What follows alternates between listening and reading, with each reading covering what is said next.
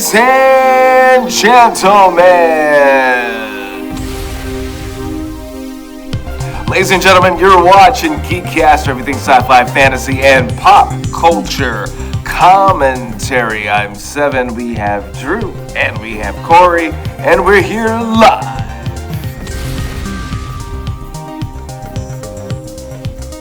How y'all doing today? All right, hanging in yourself? Good. We've got California, we've got Pennsylvania, and we've got New York representing all on this show. So guys, there's a lot going on. Do you want to talk about Storm first, or we want to ease into it? Yeah, let's get it over with. Yeah, let's go straight for the jugular. Let's go just for it. rip that Band-Aid off, make it a quick kill. This could all just be Hollywood news. This could just be Hollywood rumor, as it's that time, which is year round for Hollywood news and rumor and stuff. And in the latest piece of rumor mill news in the live action superhero genre, there's some talks of them doing a new X-Men take.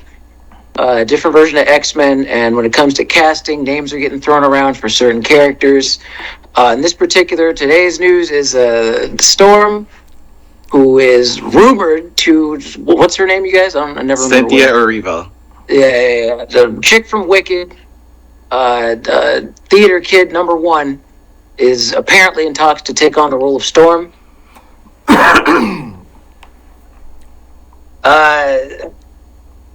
No. Just no, y'all. Come on, man. And if this does happen, if this somehow does come to pass, this is just rumor right now. But if that's who ends up being the new Storm, I'm just convinced we're just not supposed to have a good live action Storm. Our timeline, we're not. What makes you think she won't be a good Storm? Dude, nah. It's not even the idea of like, character-wise, she can't pull it off. It's just, nah. It's not a fit. Like Seven said before the show, it's just not a fit. Certain actors, you can mold them into that type of character. Bill Skarsgård is a good example of that. Because Bill Skarsgård's a typical, just like Hollywood pretty boy by the look of him. But then when you like put him in these different projects, you can mold him into becoming Nosferatu. You can mold him into being Pennywise. I say it because Darius is still fresh on my mind. But like, chick from Wicked, no. Okay, what do you need from your Storm? From my Storm, well, very good question. When it comes, that's a good question. So when it comes to the previous versions that we've gotten of Storm, my biggest complaint has always been a lack of character depth. But Halle Berry, Drew, Halle Berry sucked as Storm. Her Halle Berry had no depth. We agree. She was garbage as that Storm, and the huge chunk of that reason, not even because Halle Berry doesn't have the acting chops, it's because her character had no depth. That take on her just was one from all those movies, all those freaking movies that had her in it. I'm still to this day cringing at the line, "Do you know what happens to a toad when you strike it with lightning?" That's the biggest line that she has out of all those movies. She has no other quotables besides that. Right. None. Because there was no depth. When it came to... And to her defense, she was giving a lot more dialogue, allegedly. And a lot of it was cut, or they wrote it and gave it to her thinking she had a larger role, knowing that all they wanted to do was give her that. So she was kind of played with that one. Theory is, allegedly. You walk him in on... Yeah, she got... Well, allegedly. This is all allegedly, but... As I heard that story, Seven, yeah, they had to get her on board by hyping her ego. So it's like, hey, Storm is going to be so crucial to the X-Men. Let's film all these scenes of you emoting and being a goddess queen of the storm. And then it's like, dude, she's not really in that. Like, we're going to call that out later. But just to get her on set, to make sure she doesn't go a hissy fit, let's just give her some little, like, bullcrap lines that make her seem like she's going to be more important than she actually is. And then we're going to just cut them out of the final product. So that's what they did. And maybe they could have left a couple of them in to make her maybe more rounded character, but overall, nothing burger. In the other version, it had Alexandria Shipp, who the look was better. The look was more spot on. With the mohawk, right? Halle Berry's. She had the mohawk. Yeah, it was mohawk. The look was cool, but again, it was a matter of she had no lines. The lines that they did give her were, I'd say, even less memorable than Halle Berry's. And then on the sidebar of that, Alexandria Shipp got online, like, just talking like an idiot. And then Hollywood kind of was just like, all right, we're done, Alexandria. We're out of here. Right. So it's just not meant to be. I just think it's just not meant to be at this point. We're not going to find a mix of the two where it's like the look is on point and then the character depth is there, because as for whatever reason, the powers that be, we like to portray the strong female archetype, but don't give her too much to say. Just make sure she shuts up past a certain moment and she's there to cuss on the white lead later on. That's usually kind of the role that these characters are relegated to, and it's a shame. Because in the books, Storm is actually pretty interesting. She's dope. Good or bad, she's an interesting character. And when it comes to like the interactions that she has with the other X-Men and the broader spectrum Marvel stuff that she gets involved in, there's some interesting stuff where they could be this merging of the houses when it comes to the X-Men and Marvel MCU stuff. But we don't want to see T'Challa again on screen. That's a no-go. We get TJ, and then Storm will be chick from Wicked. It's a recipe for a lot of So, all right. This is what I see. If you guys said Lupita Nyong'o would have been Storm, I would have questioned it. But if you're giving me Cynthia Erivo, who played Celie, a very tragic person in The Color Purple, and then you're giving me Elphaba, an also tragic, complicated person, also Cynthia Erivo is African. She's from Africa. You can give me all of these things. She has the look. She has the acting prowess. I think she'll give us what we actually want, like a comic book version of Storm. Because I don't think Cynthia Erivo would just play any character, and I don't think she'll just let Storm just be any side character. I think we'll get a lot of depth in everything that you're asking for and looking for. I think she'll deliver. I'm actually excited for this. You know what? When I think of Storm, I mean, past, just in general, for some reason, I'm thinking 5'11" and above. I'm thinking not just very attractive, but also, I don't know, just a presence. I mean, just the word Storm. Is gravitas. The word is gravitas. I don't get gravitas from Wicked chick. Really? I get weird. No, I get the needy, attention famished theater chick that needs to constantly be talking about energies and crap like that. I don't get. That's not Storm. Wow. You're talking about the person and the actor, not what you see on screen. I think what she's giving us on stage and screen, we get that. Just the same. Gravitas, I think, is the key ingredient that's missing out of everything. Between the acting roles and the interviews, I don't see gravitas. I just see Hollywood actor. Okay, all right, y'all, cool. But that's what we want to do. I saw in the rumor mill, someone said, well, why don't we give the young lady that was in Sitters the role? Oh, Perline? Perline. That'd be that's a better choice, I think. She'd be a better choice, in my opinion. All you got to do is give her the hair. Right. I think it's unfair that the conversation just goes from whoever's been famous the last 10 years or who just got a little 5 minutes of fame right now in Hollywood. I think that sucks. Like, I think they really should go out there, audition people, and find someone that's amazing. Like, we don't need yesterday's one-hit wonder to play any role. I mean, this is what made Star Wars so amazing. Besides, Obi-Wan, everybody else was a new name in Hollywood. And look how big that franchise is. Like, we really got to get away with that. Get away from just... Because it's stupid. And a lot of times they're trying to fit people... I mean, why don't we just give... What's her name? Give Zoe Kravitz another... Just... You know what I mean? Like, we're just going to go with names, just... Look at Drew's face, of course. I mean, he wasn't an X-Men. Zendaya. That's an impossible thing. Right. But I'm like, it's the same wheelhouse. It's the same cliquey kind of like, I'm not going to use the word that we want to edit, but it's like the Hollywood that I usually call it. Again, it's like someone that's been more than hot for 8 seconds and it's not just, she's in this known property, so let's throw them in all the things. It's the same Hollywood bias that we always see. You, me, and Charles, way back when, we're always advocating for do the casting call. Right. Call in people, have them read the line, and whoever sticks, whoever has what you need for that character, cast them for that. Take a freaking chance. Stop being such a weenie with this. Let's just pick the same safety people that we all went to the same gala red carpet events with. It's always the same cliquey Hollywood group that's in everything until they fall out of favor. It's like, just to do something else. And it doesn't fill the seats. That's the problem too. That whole classic. Work. There are no movie stars that fill seats anymore, especially of the young crew. There's no one that this one's in it. Now millions of people want to see this movie. No, those days are gone. Doesn't have this. It's not that it doesn't work. I'll clarify. It's not that doesn't work. You can have a brand name on something and people will show up. But it's the idea that Hollywood is relying a lot more too much on star power, whatever that means these days.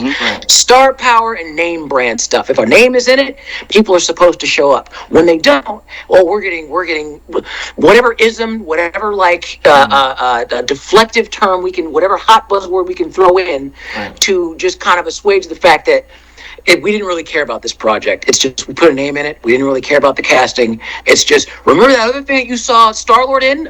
Chris, what's his name? Chris Pratt? Let's just put Chris Pratt in everything, whether he fits or not. Let's put Pablo Pascal in everything, whether he fits or not. Who's the other one that they're all over nowadays? Blonde girl. Sydney Sweeney? Oh, okay. They just want her, and whether she fits the role or not, let's just have her in your face. Zendaya, let's just have her in your face, just because she's popular.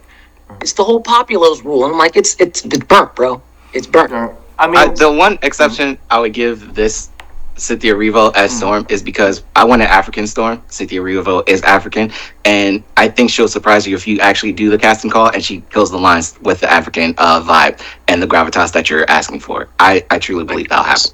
I have my doubts, but we'll have to see, I guess. I hear you. I mean... And then in my opinion, though, being African, it's like, all right, that's a little check mark, but I don't think it's incumbent to the character. It's not a core to the character. Right. Because, She's spent more time. Right, but look how many British actors are playing Americans at this point, so... Right, that happens all the time anyway. I don't know. But, I mean, if we're going to crack down, we need to crack down on that, because there's tons of African Americans that can play a lot of roles, and half of them, 70% of them are not getting the roles. I mean, here's the thing. This might be a controversial take. She can't act, but the wrestler Jade Cargill, bro, I'm in for that one. Bias aside, I'm in for that one. If they said that, we're going to give Jade Cargill a shot at being Storm, and we're going to give her some acting lessons. She's going to have the 2-3 month acting course. She has kind of the gravitas. When she goes out on stage, she can make crowds rile up. She gets people hyped. That's kind of the gravitas that I'm talking about. Now you got to give her all the wordy, speaky lines. Maybe when she's doing her spells and says, "The Storm win." If she can learn to do all that, I'm in. Is she even African though? Because isn't that like a? Oh, so this is the thing. Jade, she does have a representation though. Is every Martian actually from Mars? Are all the Plubians actually from the planet Plubius? Who cares? If they literally just said we need to go away. I mean, just said we need a lot of. Who cares? Drew, I see what you're saying. I mean, she's Storm. She could be Storm. The role. She does that on purpose. She's been trying to get. She's been low key pitching the role for years now, but she can't act. I'm sorry, she just doesn't have the acting chops yet. If she learned how, the look is already there. She just got to learn the kind of, make those emotional beats stick. Right. The gravitas can kind of just show when you put the special effects around her when she's doing her whole posing thing. What you're saying. That would be kind of done itself. Nah, I still want representation because if I had if we did a Haitian movie, right? I don't want someone from Texas playing a Haitian person. They have no connection to the lineage of that person. Well, to be fair, that's what Seven is saying, because we have a whole bunch of British American people acting American and they're not even from here, but we're not taking American actors and putting them in other roles. Why don't we just ride that train? If we're looking for representation, and I want to be represented, I want my Storm to be from Africa. Right, but to your point, then she can't play Storm. Then we need to go to Africa. And we need to audition. She's African. She's British. She's British. She's Nigerian. I'm Nigerian. So what's the difference? As am I. So what's the difference? Here? We got to go to the heart of Africa to find our Storm. I mean, Let's do that. I'm gonna give you a little bit of burn on this one. If we had an open casting call, like me and Seven are always saying, it's open to anyone, wherever you're from. Right. Call in. We'll Skype you in. We'll have you read your roles. Doesn't matter where you're from. You have to be able to speak the lines. Right. And just bring you. Right. That opens it up to everyone. Right. We've been looking at a lot of African movies on Tubi. I'm pretty sure a lot of those actresses could play Storm. Why don't we just get one of them? 100%. But you know what? No, I mean, honestly, I could co-sign. I think that's a good point. Like, if we're going to do that, then yes, then go to Africa and get someone African. There's tons of actors over there. But, you know, it's funny. When it fits and it's appropriate, we'll quickly get the British actors. Oh, well, they have African roots, so they should play African, right? Everyone says that. And then when it's time to get Americans, it's okay because, you know, they're British, but they're great, but they're acting. I have family that hails from this part of the globe. Everybody can use that little dodge. I'm like, dude, it's who's fit for the role. Right. You could be from Pluto. If you nail your lines, bro, you're in. I don't care. Well, you're not actually from the heart of Zimbabwe, so I can't. Run too. What if this person crushed their audition? They don't get in because they're not from the right part of the world. Like it's whack. Yeah. I was just saying, if Cynthia Erivo kills the lions, then what would be said then? Well, what doubts would there be? She's not. But you know what? This is the thing. Like, let's try to use a good example. Okay, so that girl that used to be in that group, the Cheetahs. The Cheetahs, that girl group. Oh wow, you're taking it back. Yeah. Remember that? But one of them is an actress now, the dark skinned girl. She's in a lot of Tubi movies, a lot of B movies.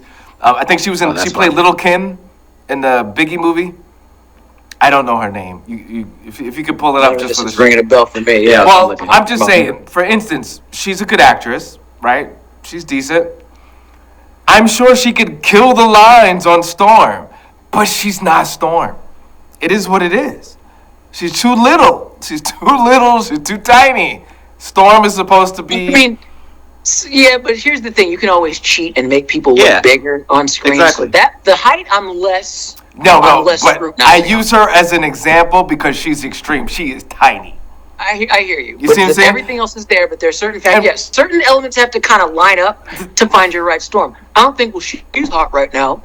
She's popular. She was just in this. Let's throw her in this too. I'm like, it's the same pattern. Right. It's the same pattern. I'm sick of it. It's not that there's not a good Storm out there. Just, again, for some reason, the timeline doesn't get a good live action Storm for some reason. And Cynthia's good. I mean, she's tiny. Like, you'd have to get, like...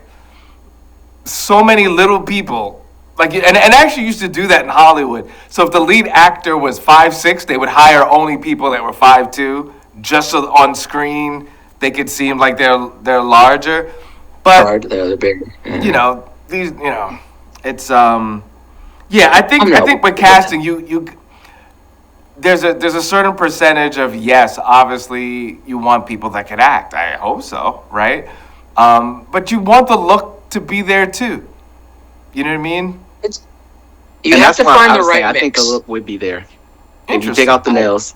She has like that straight, skinny look. If you think about like what the animated series when she was skinny and she had like the little tassels. Oh, she wasn't shapely.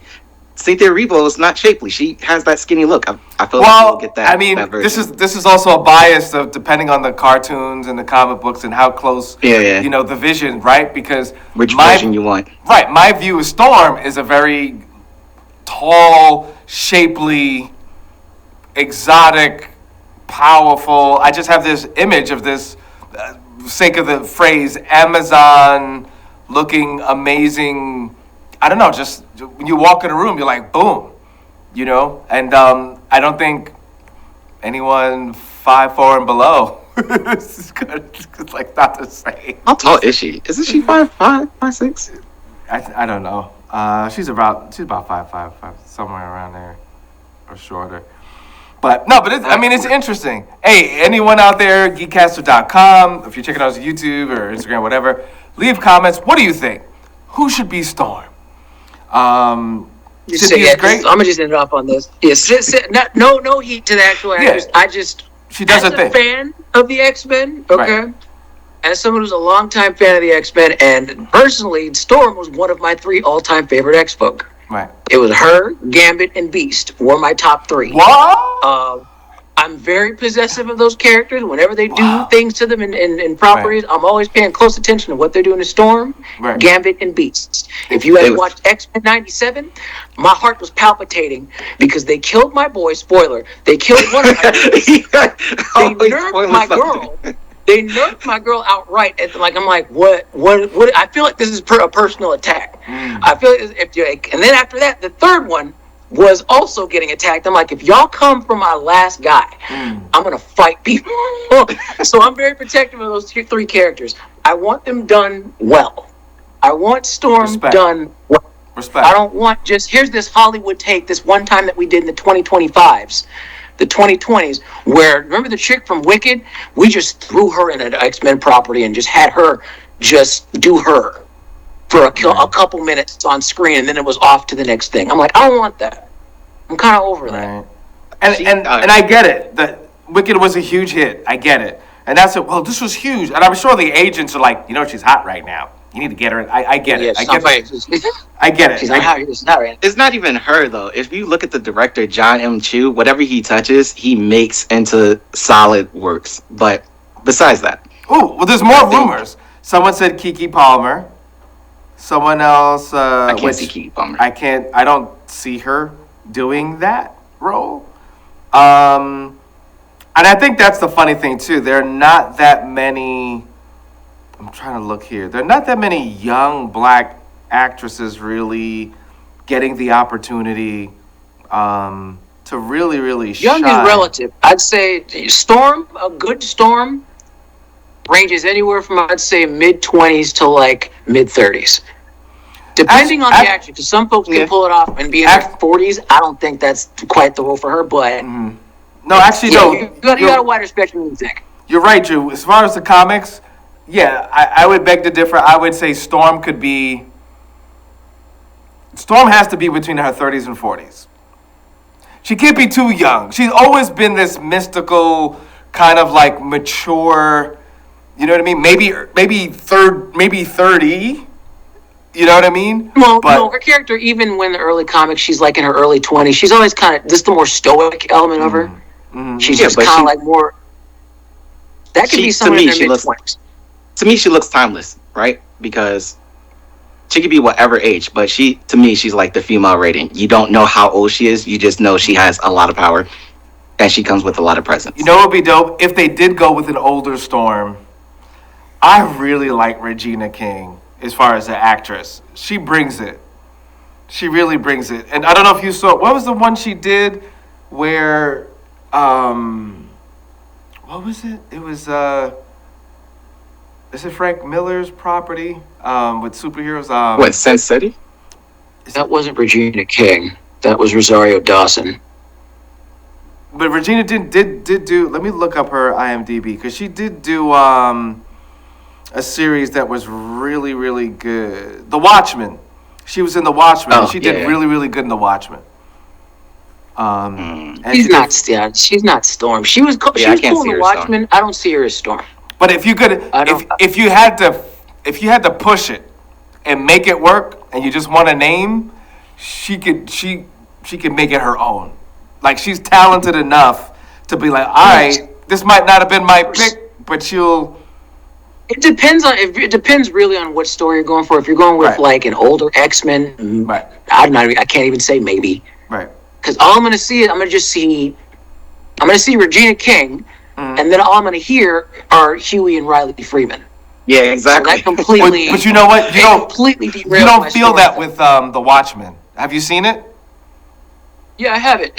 Again, she's a very different character than Storm, and as good as she is in that show, because I actually like that show. Right. In that show, she has her own type of thing where she's like more the noir, hard-boiled detective. Right. That's not Storm. That's not her. That's not her MO. That's not her get down. You need, again, if Jade Cargill could act, if I could somehow insert a good actress's acting chops and then splice them into Jade Cargill, I'd be like, there she is. She already has the white hair. She's already good to go. Just give her the uniform and we're good to go. That's it. Body's on point. Height's on point. Gravitas. Give her lines, and when you have the lines where she's doing her whole emoting thing, all that crap, I'm like, do your thing. The thing. Imagine yourself walking out to the WWE stage when you're doing these scenes. It's your intro. I see. I see what you're saying. That's my storm. What do you think, Corey? Still Cynthia, right? She's the one? I mean, I see Drew's point, but it's still Cynthia. I still take it for a shot. I still take it for a shot. All right, I guess. I get it. We'll see. We'll see. It may be rumor. It may actually happen. We'll see. So what's this other film you were talking about? From the creators of Breaking Bad. Pluribus. I was calling it Pluribus at first, but no, it's called Pluribus. This is the new series from Vince Gilligan.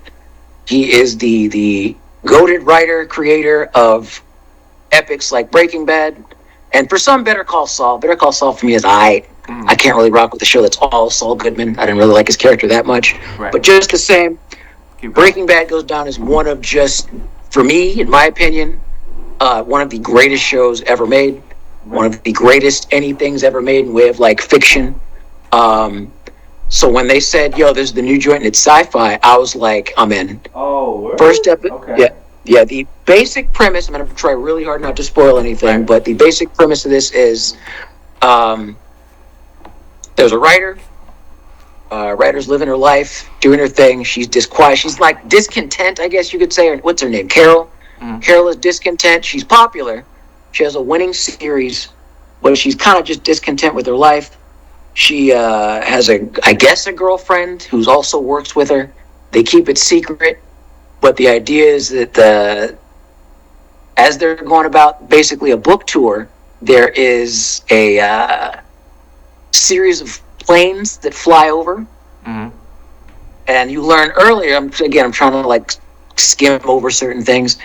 It's a flashback to over a year, it's at least a year prior to the main plot line, where I guess there is a signal that they find in space.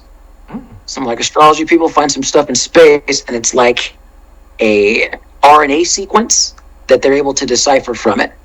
They replicate this RNA sequence in a lab, like with DNA and rats and stuff like that, and through complete stupidity, that's all I can call it, just complete stupidity, there's an infection that gets spread out, and it goes global.